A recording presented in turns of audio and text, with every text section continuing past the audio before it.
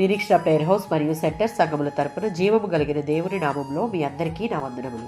ఈ దినపు దేవుని మాట ఫిలిప్పీలకు రాసిన పత్రిక 4వ అధ్యాయం 4వ వచనం. ఎల్లప్పుడూ ప్రభువునందు ఆనందించుడి. విశ్వాసి ప్రభువు కృపను, సామీప్యతను, వాగ్దానాలను గుర్తుకు తెచ్చుకుని ఆనందిస్తూ బలం పొందాలి. ఫిలిప్పీలకు రాసిన పత్రిక 3:1 ఉన్నట్లుగా విశ్వాసులు తమ పరిస్థితులను బట్టి, తమ విజయాలను బట్టి, ఆస్తిపాస్తులను బట్టి కాక ప్రభువునందు మాత్రమే ఆనందించాలి. అది మనకు క్షేమము అని పౌలు చెప్తున్నాడు.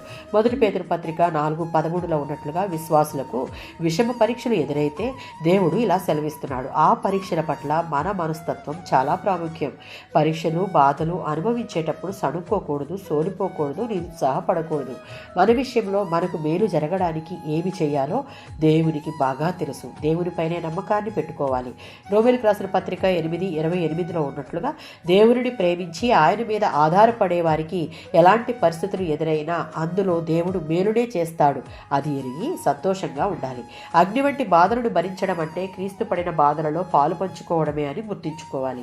రోమీయులకు రాసిన పత్రిక 12:12 గుర్తుంచుకోవడమే కాదు, ఆ శ్రమలలో దేవుని యందు నిరీక్షణ గలవారమై వాటి యందు ఆనందించుట అంటే ఈ శ్రమలలో నుండి నన్ను తప్పించి ఈ శ్రమను నాకు మేలుగా మార్చగల శక్తిమంతుడిని మనం కలిగి ఉన్నామని ఆనందిస్తూ ఓర్పు కలిగి పట్టుదలతో ప్రార్థించి దేవుడు మన కొరకు దాచి ఉంచిన మేలును పొందుకొనుటకు సాధన చేయాలి. దీనికి సరైన ఉదాహరణ దావీదు.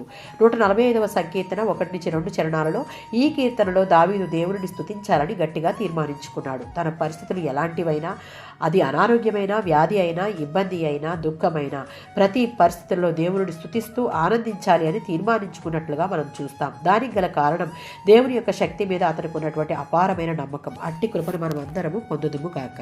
ఆమేన్.